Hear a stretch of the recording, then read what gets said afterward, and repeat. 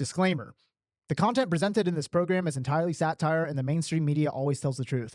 COVID was true, and you should be vegan, and everything James Devon Johnson says isn't real, and James has not achieved any real-world success and is very financially poor. Do not use these words against him in court because the entire show is satire, and he really loves President Biden and feminists. James thinks that federal agents are very respectable people who are not fat nerds. Please do not take this program seriously and get your booster injections as soon as possible. Everybody, welcome back to the JD Show. I am your host, James. Today, I have a very interesting episode for you guys today. I have in the studio, please give yourself a proper introduction, my friend. Hey, thank you. Thank you, James. Thank you, the JD Show, for having me. My name's Nico the Connect, and I'm super excited to dive into some juicy content here with you guys. My commitment as of this year is Heal Abound. So I'm really committed to helping content creators monetize their mission in multiple different spaces. As a background, as a healer, that is my one of my main focuses. And I also enjoy tapping into different markets and allowing other people to express themselves however they feel, is authentic for them. So I'm really excited to embark on this journey and let's get it. Let's get it awesome, going. Man. Great introduction. And then where can they find you on IG? Oh, yeah. So my IG account is called Play and Prosper because I play and I prosper. There we go. Cool. And then, young lady? My name is Amber, and I'm a content creator, entrepreneur of many things. And I don't know. I'm just here to have my voice heard. I like it. And then your professional background. I know it's a number of things. I've been a lot of things. I've been a model. I've been in the dental field for almost 10 years. I've been a business owner. I don't know. I've done a lot of things. I worked in marketing, worked in sales. I've done a lot of different things in my life, and it's been an amazing journey, honestly. Okay, I like it. Beautiful. Well, we could dive a little bit deeper into that as we go along in the episode here. So I think the overall theme of this episode is going to be the entertainment industry, since that's pretty much where we all work. Yeah. And I know both of you guys have really, it's like opposite dynamics, but also they kind of intertwine a little bit here. Yeah. So let's talk more about your experience then. I know you've done OnlyFans. So you've been in nightlife.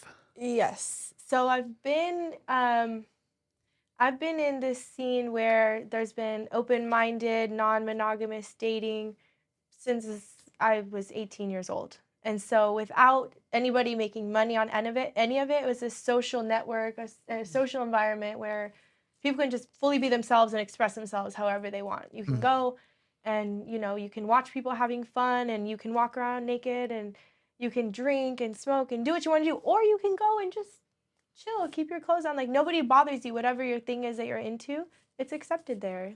So is this like a sex party type deal? Mm-hmm. Okay. Swingers and lifestyle. Swingers club. Yeah, so I've been doing that since I was 18, and through it you meet connections because the lifestyle is not cheap.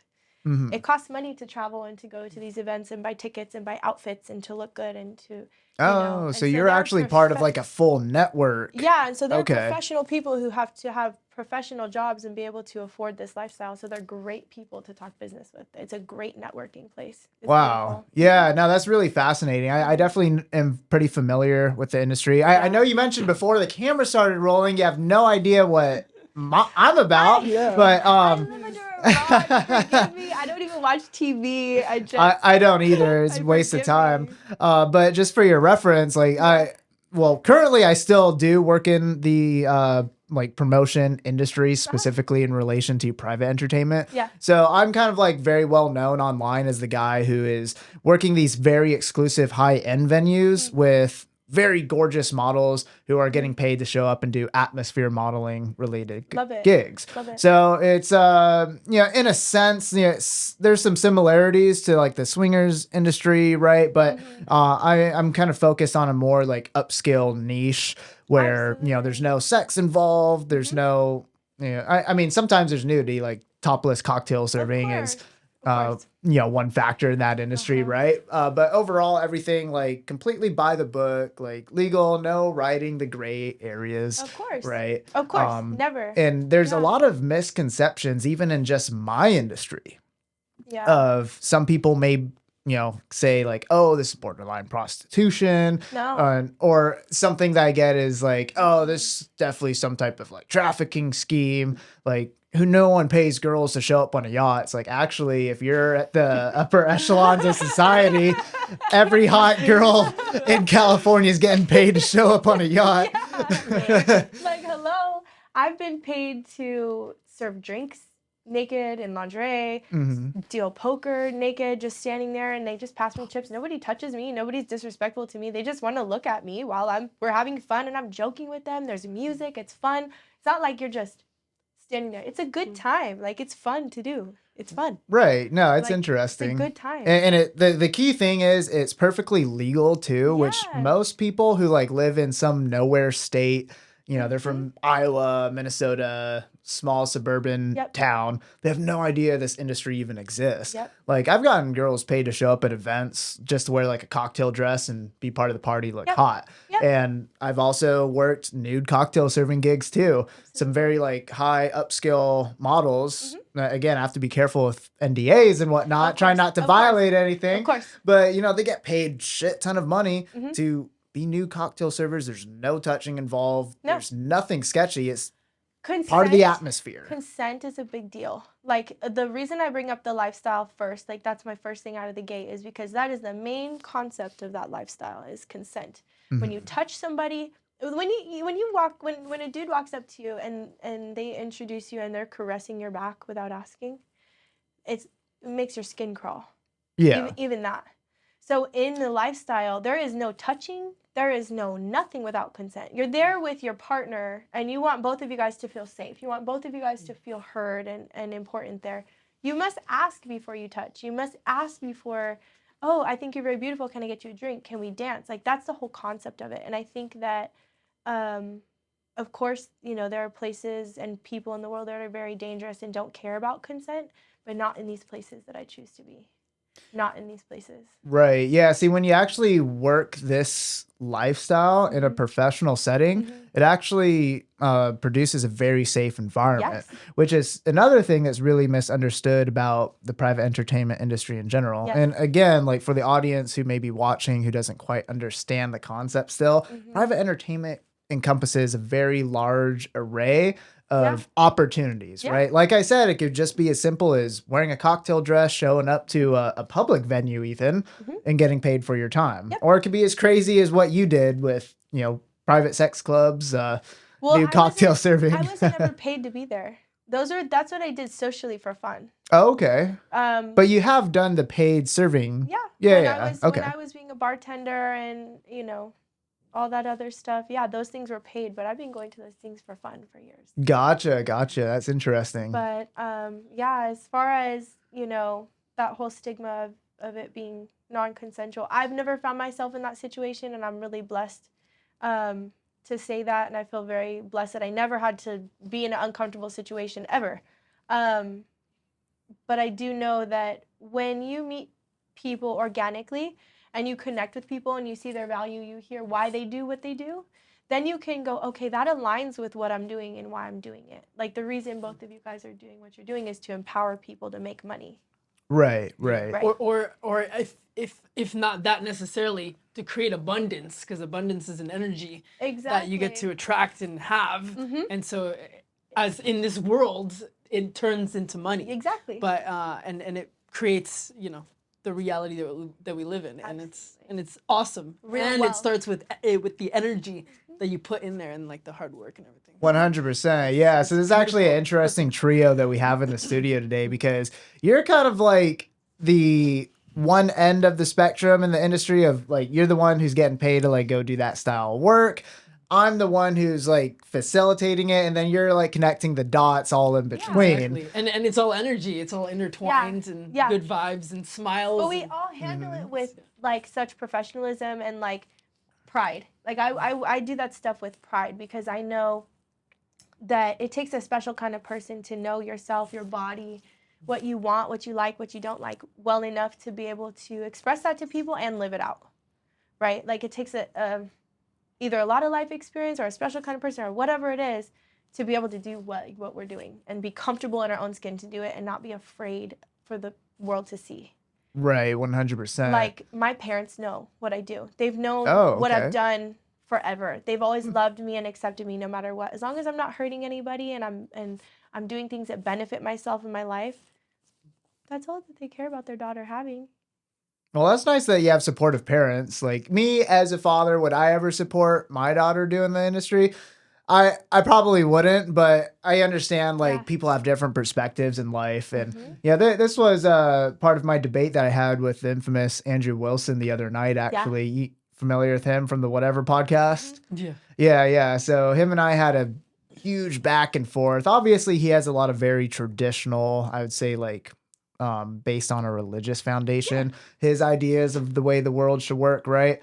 And, I actually align with a lot of his views, but I'm also able to understand other people's perspectives too. So, like, for you coming on and talking about this, I'm very much so respect you for being able to have the confidence to put your face out there, come on a talk show, talk about it, and then as well as for you just being in the industry. And this is another point of friction that I get in the online space since starting the podcast is I'll talk about like for my own personal dating preferences, right? Yeah. I'll say, I don't want a woman with like a high body count or who has ever done OnlyFans, any type of sex work, etc. And people will hear that and be like, oh yeah, this guy just, hates women who aren't perfect, right? It's like, no, that's my own dating preference. Like everyone has their thing. Yeah, I can still have a conversation and work with someone. You don't have to agree with somebody to respect them and what happens inside their head. Each person's reality is just as important as the next. We all live our own reality. We all live our own little world. In my own little world, right? Right. That's what we do.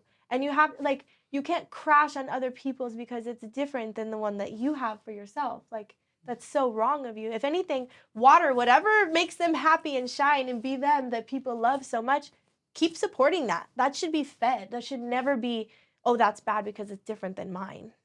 Right. Well, I can say, like, I do think in particular, like, it can be harmful long term for a woman like working in the sex industry. Oh, yeah. So I wouldn't necessarily say that I can support it, right? It's kind of like ironic a little bit because I have worked in the sex industry. Like I actually used to run an OnlyFans management agency.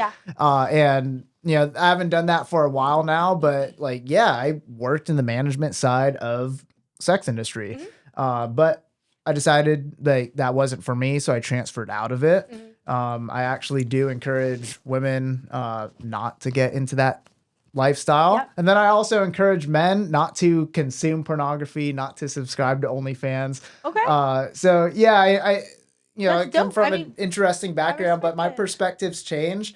But that doesn't take away from the fact that I can understand how you, for example, like may totally want that in your life. And I might sit here and tell you, I don't think that's going to be good for you long term, but at the end of the day, you're your own person. You get to make your own decisions. And if that's what you're happy with, then hey, so be it. Maybe your perspective will change over time. But I don't judge whatsoever. Right? I don't either. I've been in the professional world my whole life, and I've been doing, fun, open stuff on the side, kind of more underground for a long time. And then there's this little bell that kept ringing in my head. I hear people talk about, and that is find what you love, find what you're good at, and you'll never be working a day in your life, right? I've always been a sexually open, like promiscuous person. That's just since I was younger, that's how I've always been. And never in a way that was harming anybody, but that's just, I'm curious in that way. And so when I had that, thought recently, and I've lived this lifestyle, and I have photographers and videographers around me all the time and content creators. And I'm like, wait a minute, let me just do this. I love doing this. This is what I do on the weekend for fun anyways. And I can make money off of it. Like this is a safe space that I've had for years now where I've never felt more accepted and understood and been around people that are like me so much. And now you can make money while you do this as well. And you don't have to do anything with anybody that you don't want to. You just get to document it. and put it out there, and people buy your art that you create with that person that you would already be sleeping with in the first place. Mm. If the camera was there or not, I'd be doing what I'm doing. It's just people get to witness it and pay for the show. Right. You know, like honestly. Yeah. So I do have a question Yeah. because Yeah, go for it. Go. I'm really intrigued as a spiritual conscious person, or that's what I'm preaching. Yeah. And I have been preaching because I really care about, like, I believe that there's a past life, and I want to not have to repeat and create like this vicious cycle for myself and my soul, if you will. Yeah. So I've gone through some like soul life regressions and, gone through my own rude awakening and so on when I was a child. And what I am really curious about, because I've been told by, psychics and healers and so on, and like Reiki healers, that like when you create an emotional bond with someone, like, sexually, that like there's there could be some trauma, there could be some energetic attachment that could be created between you and that person. So I'm really curious to know, like, if you have ever had or experienced that, and how you got to like cut the cords or transform that so it didn't affect your everyday life. So when you connect with people, I connect with a lot of people. Like, I talk to everybody. I love a lot of human connection. I have a big heart. I got a lot of love to give. I don't have any kids, and I don't plan on ever having any kids. So there's a maternal side of me that's never fed. And I'm always trying to like take care of people and get to know people and love people. And it's not like I'm desperate to do so. No, it's just like I'm always open to loving and caring for people, like who they actually are, not just like what I can get out of them. So when I meet people, sometimes in these situations, and like especially in the lifestyle, it's more of like a one night stand situation, and there isn't much connection. And then there's other times where you meet someone and you connect with them spiritually, mentally, emotionally, and you see the good side of them and you connect with that, and you also see the bad side of them. I have a really good side to me and I have a really bad side to me as well. Everybody does. And when you can... Well, what's your good side and bad side, if you could elaborate on that more? My good side is like loving, caring, nurturing, hardworking. I'm always the one that's there early and that will always stay late. I'm always the one that's willing to do things for other people. Like, I'm a good person. Like, I'm nice to people. Like, I'm truly nice to people. And I'm nice to you. It's not because I'm trying to get something from you. It's just because I'm good. Like, I work hard for the people that I care about. And I care about a lot of people, you know? There's a lot of people in my life that are like, I'm constantly on my phone calling people, checking on them all the time. Just because I just have beautiful connections in my life, like, that I want to nurture. The bad side of me is I'm a sex addict.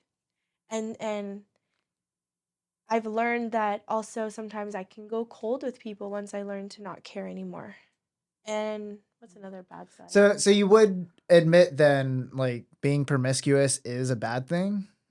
I've had it get me into a lot of terrible situations. Before I learned how powerful it is and how to use it in the right way, before I had that awareness about myself, and like, I was just like a loose cannon when I was younger. I was dumb and I was stupid and I wasn't using it smart. I wasn't using my energy smart. And I got myself into a lot of bad situations because I wasn't navigating them smart, like with intelligence. I was just following my hormones. I mean, yeah, you get into a lot of situations because of your hormones. Right. Absolutely. So actually, because the subject came up, I want to give you guys a little bit more of an in-depth piece of information, because this is something that's been talked about on the show time and time again. Really? Actually, yes. Oh, let's go. And especially when it ties into what you do with spiritual coaching and whatnot. I'm going to be interested in both of your guys' perspectives here. Yeah. So there is a lot of data, like through scientific studies and survey, that indicate that for women in particular who have had a multitude of sexual partners, their ability to properly pair bond, like with someone they see themselves with long term, decreases significantly once you pass a certain threshold. And I believe that threshold is either like somewhere between 6 to 8 sexual partners. Your chance to be able to have a long term successful marriage decreases automatically by divorced. 40%. Oh wow, I'm okay. divorced. I was divorced by the time I was 24. Mhm. That's absolutely true. I'm more poly. I love multiple people. For me to love one person is really hard. And I'm a lot. Like, I'm a lot. I got a lot of love, got a lot of energy, got a lot of enthusiasm about life. Like, for one person to handle me, it's overwhelming. And Right. also, I love having multiple people that I love, like, genuinely care about. And I have multiple men and women in my life right now that I can tell you I love them and care about them and talk to them on a daily basis. They're all partners of mine. You're right about that. Yeah, Yeah. and then another factor to it also, the difference between sex for men and women is the hormone release when, Yeah. the two sexes experience intimacy, right? So males, we have the ability not to release certain hormones that females do when we have sex. So we're able to completely emotionally disconnect from sex, Love it. where women are not. Even if it's just a hookup or a Yep. one night stand, you may consciously think this partner doesn't mean anything, Mhm. but physiologically, They have an effect on you. your brain is still releasing those hormones. Yeah. So they do. Each partner you have does have an effect on you. Like, they make a small imprint on you for sure. I have to agree with that 1,000%. I've learned to navigate it in a way that's healthy for me now.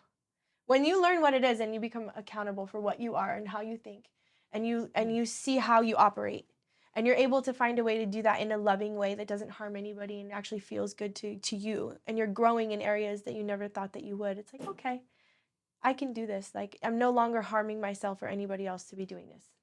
Actually, I really like that you brought that up. Like from this whole experience, what like valuable traits or valuable skills have you learned about yourself and maybe had to adopt to like be the person that you are now? Compartmentalizing. Mm, Compartmentalizing. okay. I have many different types of friends that are into many different types of things that I'm not into. Like, I have friends that love pegging men. I have friends that love putting men in cages and beating the shit out of them and degrading them. I know men that like to Some be shit on. dominatrix Like, type this is shit. crazy. Like, I know friends that have crazy kinks, and I'm like, I could never get into that, but they're so passionate and into it. Like, being able to respect other people's opinions without it affecting your own. Like, that. The diversity that you experience, whether it's age, race, size. Like, I go to parties and there's 300 pounds to 100 pounds there. They're all wearing skimpy stuff, or maybe some of them aren't. But all of them are cool people who are worth getting to know. All of them. That's the best thing. Is it's no matter how weird you are, people are good, even though they're weird. People are good. They're Yeah, good well, people. with everything in life, I would say, for every ounce of good, there's an ounce of bad. Yes. It's always like, or it's never give and take. It's always, or Yes. sorry, it's never give or take. It's always give and And take. yes. Yeah. Yeah. Yin and yang, right? Yeah. So yeah, everything that you do find in life that is bad, there's going to be an equal and opposite force that is good. Yep. And for everything in life that is good, there will be an equal and opposite force that is Yep. bad. So for yourself, you mentioned that you've kind of came to acceptance of your promiscuity, Yeah. the way that you want to live life, having multiple different sexual partners. Yeah. And I think that puts you in a place in life where you are going to have to accept that you may not be able to just have a husband one day in the future Yeah. who is going to commit to you in all the ways a traditional man would normally I've commit. already accepted that might be impossible. I've already accepted that might be impossible. Conventionality is not my thing. It never Right. has been. Anybody that knows me for 5 minutes would tell you normal is not over here. Like, there's nothing that is typical to society that I do or am. So I will say this. I'll testify to this. We were hanging out at the Irvine Spectrum before showing up here, and I get how naturally extroverted you are, and I say this because like a guy or a girl who is poly and not as extroverted as you would probably have a harder time because they don't have the personality that you have. Like, you can just go interact with someone and then like be into them, compliment them, like I saw you doing. Yeah. Like, and just have it be natural, and then, you know, and then just have whatever experience you want to have. And you enjoy that, and you Right. take that, and you appreciate it right then and there Exactly. for what it is, right? And Yeah. then that person keeps walking and shopping to the next shop, and then that's gone. Right. And the level of confidence, I'm saying the level of confidence you Oh. need to have to even like get to that level Oh. is like, there was like 200-300 people walking at the Urban Spectrum, and you're like, and no one approached you. You literally approached like 2 or 3 people. So Yeah. it's like, you're Well, definitely I have not. a belief, like, You're like, I was telling you this Yeah. there too, like, when you see somebody and you, like, everyone has an assessment. When I look at you, like, oh, you have a thought. Oh, okay, they look clean, they look dirty, they look tall, whatever your thing is. When you look at somebody and you're like, wow, that looks good. Or like, look at them, they look this, their butt, their boobs, or whatever about it, that their smile. Tell them, you know, like, everybody wants to hear about the essence that they have, about the glow that they have when they're walking around, what they look like to other people, especially if it's a good thing. Tell them. Why not? Why not? Because when did you appreciate if someone walked up to you like, you look really nice today? Oh my God, I love that dress. It always feels good. So if you think it, just say it out loud. Yeah, that's true. A small compliment could go a long way. I remember when I was really young, like maybe 22, 23. I was still active duty in the Marine Corps at that time. And Yeah. I was like having a bad week. I forget what it was. Yeah. But I was just walking, and some decently attractive chick was like, she gave me some sort of compliment. I forget what it was exactly. I just remember like, oh, I got a compliment. Like, Yeah. felt great the rest of the week Yeah. after that. Yeah. So yeah, kudos to you making people's day better. But it's not like, don't fake it. Don't fake it though. Mm-hmm. There are people out there that don't walk around thinking compliments about people inside their head. Yeah, I don't. They're not. There are people that don't. It's not me. No? What do you think when you walk around looking at people? What are you thinking? You're not people watching at all? No, I people watch, but I don't like think about compliments. I think I guess it kind of goes back to my military mindset because I was a force recon Marine, so I had like Yeah. my entire adult life was all this critical like defense training, always thinking like, what are their hands doing? Oh. Like, is this person carrying? Is this person gonna stab me? Like, yeah, so Searcher. I'm kind of like thinking on the opposite side of I this. love that. That's super dope. When you're like in a crowd, what are you thinking? Like when you're looking at people, what are you observing? Well, I'm naturally an extrovert like you. Okay, So I'm well, just same like, thing, yeah.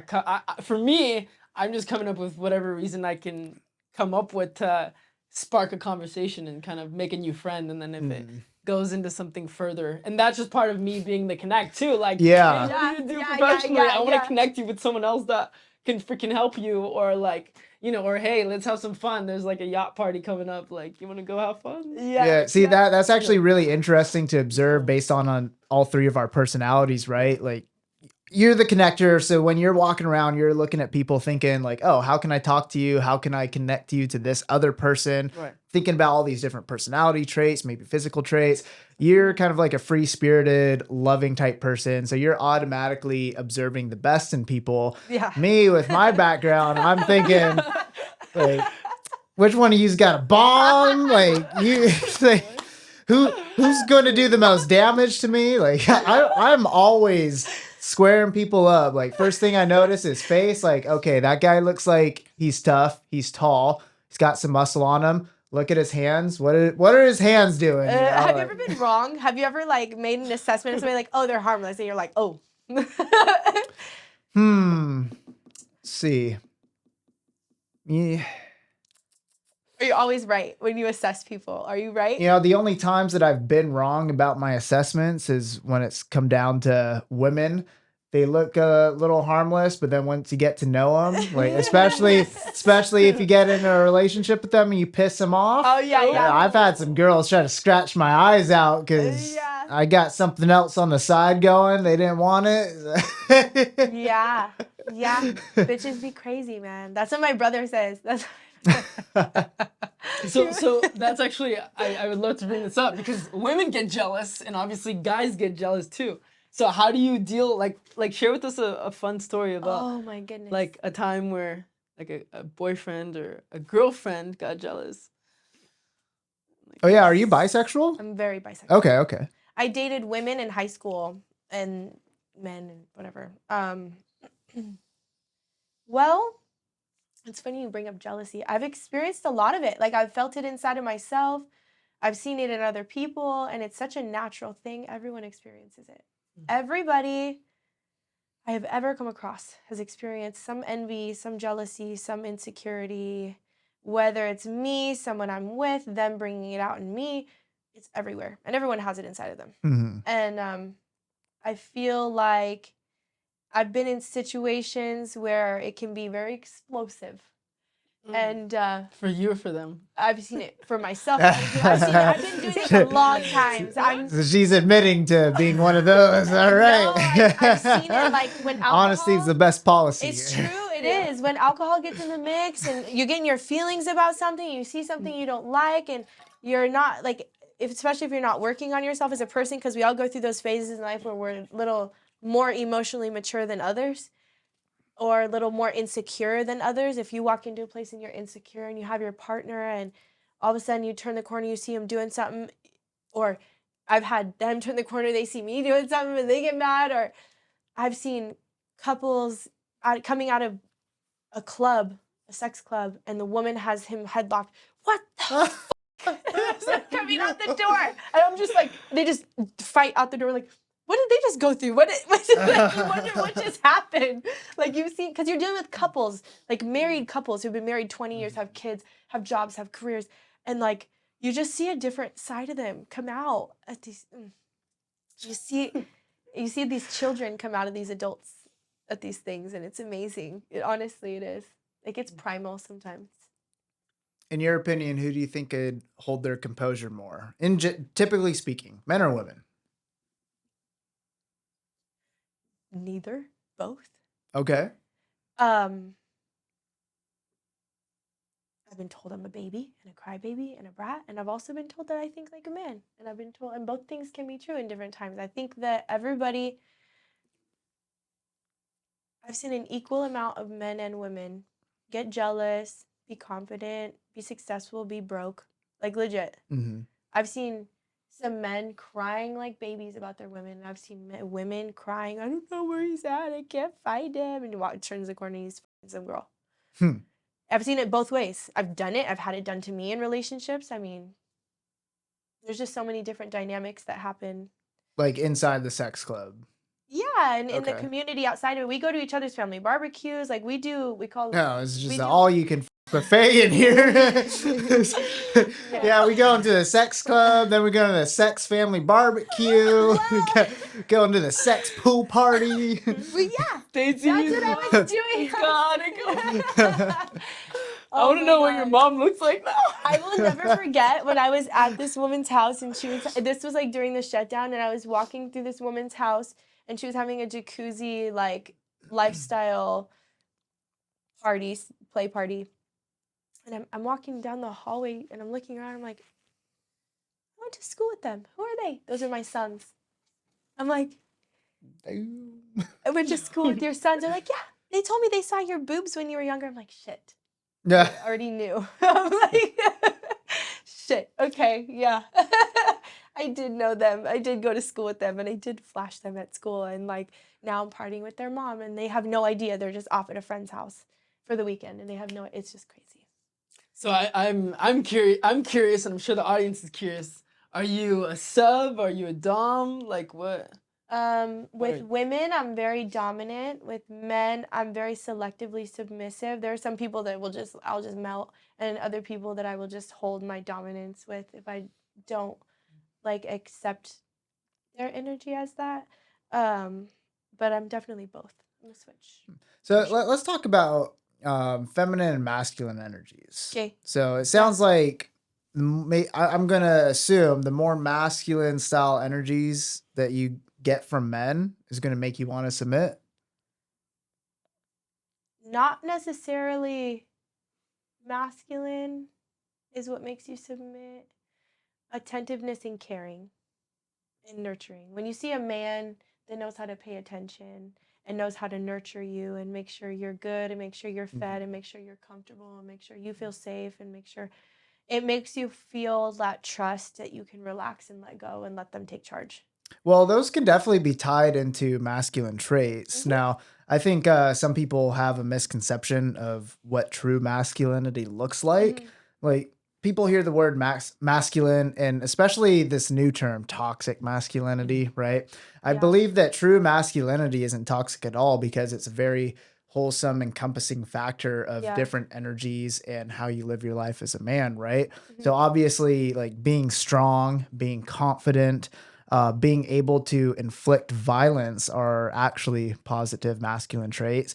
But if you look into some of the ideas specifically in the ideology of Stoicism, Yeah. Stoicism's an ancient Roman Yeah. ideology, and some of the ancient wise Stoic philosophers would actually teach a man to become more in touch with his spiritual side, his Yes. emotional side, Yes. where you understand these emotions, where you can understand, especially your woman, on a spiritual and emotional level, Mhm. providing your female partner what you're talking about, like Yep. that comfort, the sense of being heard. So, those are actually masculine traits. Absolutely. Absolutely. The second that I see a man walk up, touch me without asking, start to claim that he's dominant, start to call me daddy, those are those toxic masculine things that you're talking about. But when Mhm. someone makes you feel safe, there's something so leader, you want to follow that energy that makes you want to go, okay, I'm good. I'm good here. I don't have to worry about anything. Take the wheel, Right. you Yeah. know? And that's a very rare thing. Like, even amongst like physically appearing masculine men, sometimes they just don't have that connection to the spiritual realm, and they're not connected to their emotional side, certainly. And that's where you see, the Yeah. toxic masculine traits come Well, out. it's ego. They're compensating. They're overcompensating for something that they don't have. They're trying to look like they have it, but they don't know what it looks like because they don't have it. Right. See, I would say like having ego as a man is definitely a good thing. You need to have some type of Some. ego, but you also need to be able to let go of your ego in some ways. And this is something even myself I struggle Oh, with a little same. bit. I go back and forth with myself of, Same. being overly egotistical, but I do try my best to try to understand like, the Yeah. reason why I may act a certain way or demonstrate certain behaviors, Hmm. and it's because I'm letting the ego take too much control. So you Yes. do have to be able to have some balance in that factor For too. sure. For 100%. sure. And kind of touching on what we're talking about here too is that's why I have taken it upon myself to learn like what it looks like to be in a masculine environment. So I've actually I started taking on the Sterling Men's Weekend. I don't know if you guys have ever heard of No, it. no, what It's is Tell it? basically me. like a men's circle group that meet up and they kind of a lot of their ideas are like traditional men ideas, and what I think is really powerful to look at is they transform the word from toxic masculinity to teaching masculine care, which is literally Yeah. what you talked about. Yeah. And and when you're in that masculine environment and you're fueled by other men and allowing you to like essentially pull out your arrows, because we all deal with shit, and we all have past lives, and we all have like childhood trauma, blah blah blah, and to dump all of that on you is like so to me that would be so inappropriate Yeah. to like foster that kind of relationship, even Yeah. if it's just one night stand or whatever. Yeah. And like the fall of the masculine man, I truly believe is an issue. Like no one's gonna approach you at the Irvine spectrum, unless like Yeah. actively, Yeah. unless Yeah. unless they really want you, or unless like I don't know. Well, I Unless feel they, like the whole physical approach thing yeah. in general has just kind of gone away for a multitude of reasons. Definitely social media and dating apps being a Mm. huge contributing Ugh. factor. But then also, I'm going to, shift some blame onto the whole Me Too movement too. This Mm. whole, Mm. what I would call toxic feminine ideology of how, they kind of picture most men, if not all men, as some type of predator, like Yeah. danger, right? And then you have women who act out and lash out sometimes in public for a man who comes up to approach them. Everything's being recorded nowadays. Like even girls at the gym, they'll be wearing these super skimpy outfits. Like you see their whole asshole and pussy lips sticking out in their gym shorts, like tits and everything. They'll set up their camera on the tripod. They'll be doing some deadlifts or squats, right? And you'll see some guy walking past, like, you know, you see this fat ass booty and booty hole fucking through the shorts. It's hard not to look, right? And then you'll see in the background their little camera setup, guys walking, he's like this. Shit, there's a camera, runs away. And then she'll like post that video, be like, look at this pervert checking me out. So like all this kind of just makes men like, ooh, I just don't want to do it in person anymore. It's like the risk is not worth the reward at this point. What do you feel about that? I feel like, well, I'm looking at that. I'm like the biggest like pervert, honestly. I'm always checking everybody out. You're safe though, because you're a woman. But that's so bad to say that, because like I'm not like, okay, I'm always hunting. I'm always hunting people, whether it's man or woman. If you're beautiful, and I'm noticing it, and I'm probably going to tell it to you, and there you go. Well, like, it's an example of one of the double standards in life. See, you as a woman can sit in this chair and say you're always on the hunt, you're always looking, and that be completely accepted by society. But if any dude, like regardless of how handsome he is, were to say that, where it is like a basic human function, right? To always be looking like for potential partners, right? Especially if you're single. But if a man were to just say it out loud, there'd be so much judgment from a lot of people. There's a lot of judgment on me too. I get slut shamed all the time. Well, yeah, slut shaming is a little different. And again, that's the opposite end of the double standard between men and women. Absolutely. Right? Men who are checking out a chick in public, creepy. Women who do it, normal, right? Girl thing. Men who have sex with a lot of chicks, studs, playboys, rock stars. Women, sluts, whores. Disgusting. And I've heard all that like my whole life. I've literally heard those things. And I mean, I have my time, you know, everybody gets bullied a little bit when they're a kid. I don't give a shit. Like I don't. Like I love my life. I love my life. I love the things I do. I have fun. I'm around good people. I feel safe and like spiritually fed all the time by these beautiful energies that I'm around. And if you take sex off the table, which oftentimes we do, we're just sitting there talking, eating, talking about business, whatever it is. It's like these people that I have in my life and the energies that keep coming in and they come in and they come out. I'm so blessed to be so open to all of it. Like I don't, any type of love or connection or experience or conversation, like I'm just open. If you're just open to it, you feel so full all the time. You know? Well, why do you think typically speaking in not just our society, but societies across the world, again, there's like rare exceptions, but we're not going to use exceptions from the rule, right? In this scenario. Why do you think it is women who do sleep around a lot are shunned, but then men are praised? I used to like have a theory on that, but keeps getting proven wrong. Like I used to think, because like women will get looser, but that's not true. Yeah, no, that's not true. Yeah. But I used to think that. Right, like, let's go for the women. Like when I was younger, when I was like a little kid, I was like, it's because we get looser or something. I don't know. Like, but that was like a silly thought. I'm like, no, it goes right fucking back. You take a lot of shit and it'll go right back. Close up. But I don't know. I think that it's just because what are we supposed to be like this pretty little thing, just listening to other people all the time, doing what we're supposed to do. Well, I'll tell you my theory on it then. I want your opinion. My theory is sex for women is really easy to obtain. Like you can literally go out and like make an Instagram post like, hey, I'm in this area, tag your location. Who wants to hook up? You're going to have a flood of DMs, whoever's seeing that. Or you could go to all these different office spaces in this building we're at, knock on doors. Who wants a blowjob?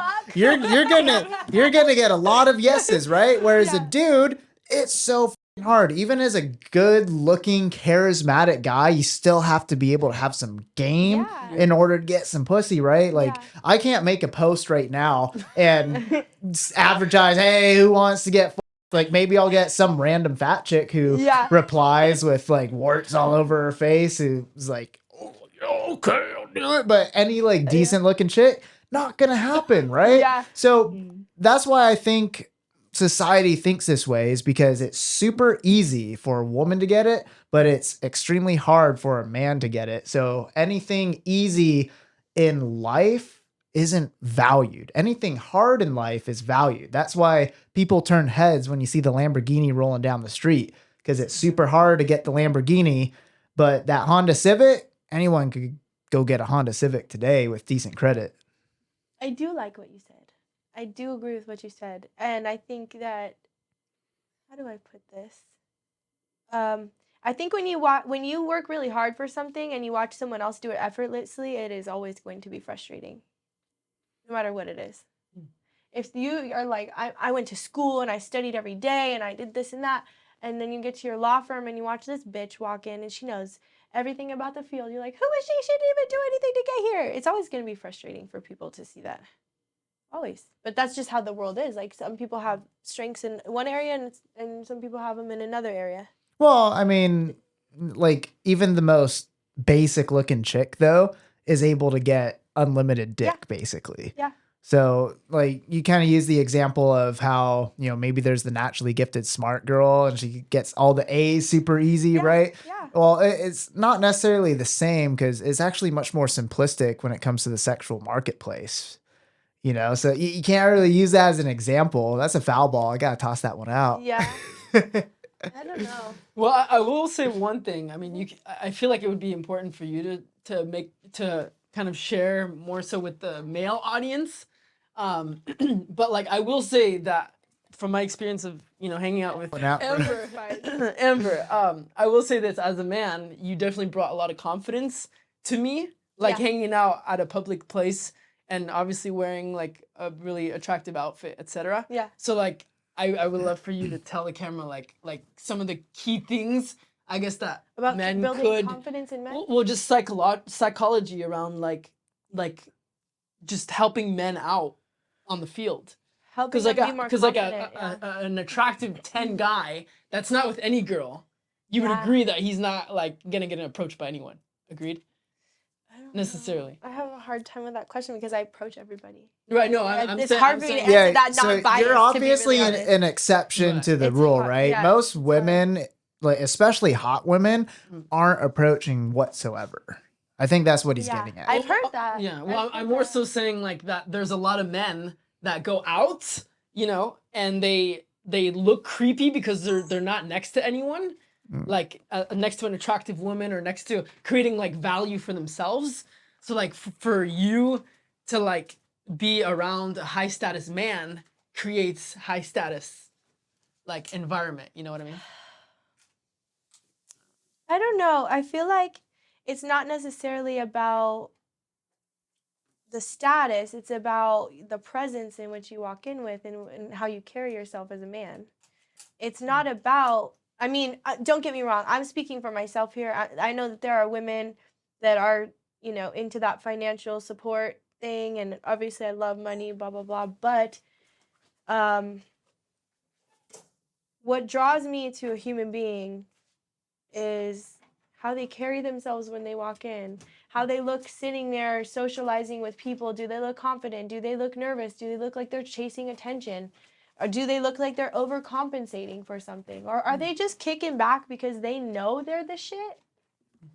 And they know that you can see that and they're cool. They don't need to come up and be thirsty and chase you around. Like there's in a man, there's a beautiful thing when a man knows what he is and knows what he has to bring to the table, and also knows the bad things that are in him as well, and knows how to be aware of them so that you can't lose control of them. Sounds like you're talking about confidence. A self-aware man. Okay. That's it. Confidence and self-awareness. If you're sitting there and you're walking through life and you don't know what you bring to the table, you don't know what you are, you don't know that you're handsome, or you don't know your strengths and your weaknesses, socially you're going to have a hard time. You're going to. You won't even know what to stand on. If you don't have anything to stand on, you don't have anything that you believe in.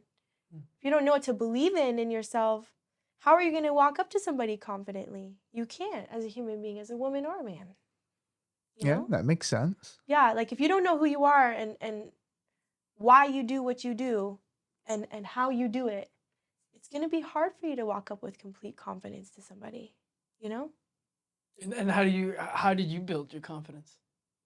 Did you just wake up and you're like, I'm confident? I Thanks, don't Mom. know. I've been broken down many times in my life in a lot of different ways.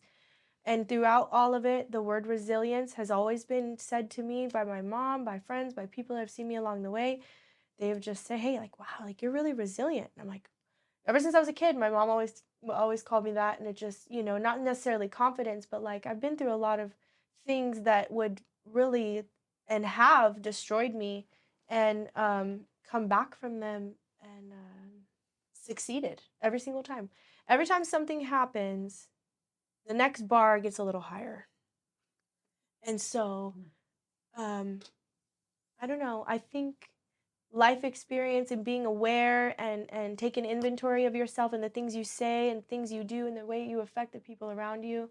When you can take inventory of those things as a human being, man or woman, and you can own that, own the good that you are and own the bad that you are and work with that, and get out of filling voids with social media and doom scrolling. And I fill voids with sex, 1,000%. Like I have my void filler and everybody does.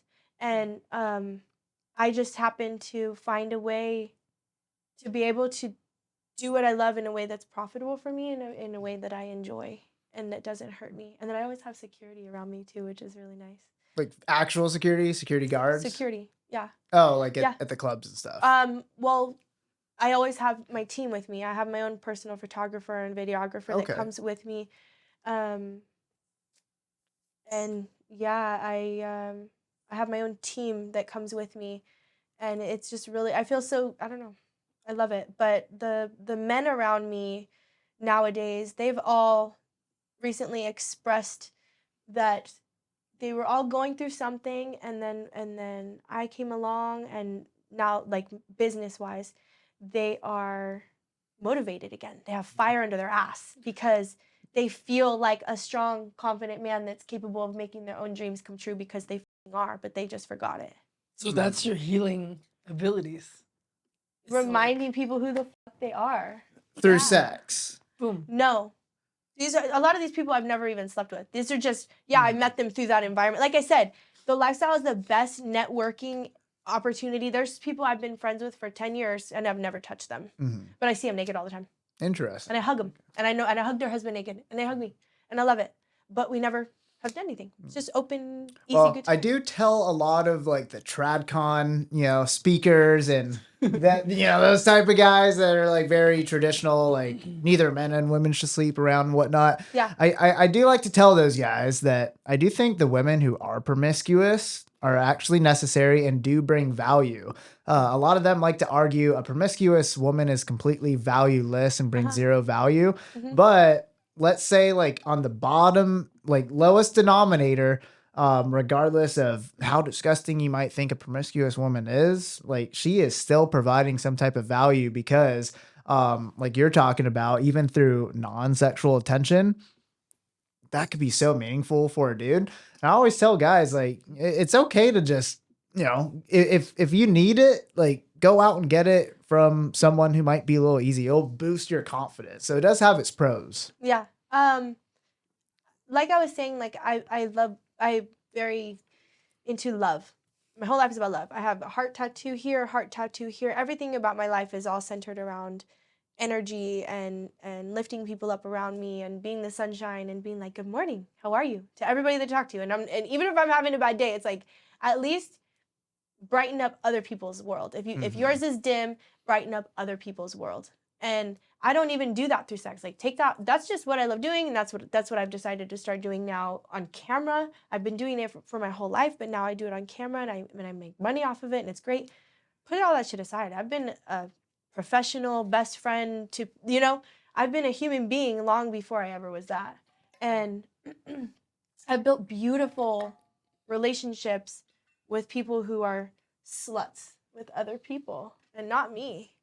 But we have this beautiful friendship and common respect between each other, and you can be completely honest with who you are and what you're into and the struggles that you have, and you're not going to get judged. And the men around me, when they say, oh, I have this business idea, I want to do this, I'm like, how are you doing it? Oh, I have this website, can you show me the website? So we get started and we get those feet, the one foot in front of the other, and we get started. I'm like, see, look at you already have it going. Here, sit. Like, can you make me a design really quick? Let me see what you're doing. That's all it takes, is you see people, what naturally fires them up, and you have them show it to you. Show me. I want to see. Yeah, taking interest in, I want to see what someone is already interested in. Yeah. So then it reminds them of their own strength and their own power and the thing that drives them, and then they're unstoppable, I swear. So I want to actually trace back a little bit here before I forget. Yeah. You had mentioned you use sex to fill a void. And I kind of relate to this because in my earlier 20s, I definitely use sex to fill voids too. Yeah. I became the type of guy who was really easy for me to go get laid, right? Yeah. And during my younger times, I'd go out to the bars on Friday, Saturday, go pick up chicks, go take them home, right? Like matches on Tinder. I was smooth. I was a smooth operator, man. Yeah. Threesome king. Hey, that was me, right? Right, yeah. But I've slowed down quite a bit.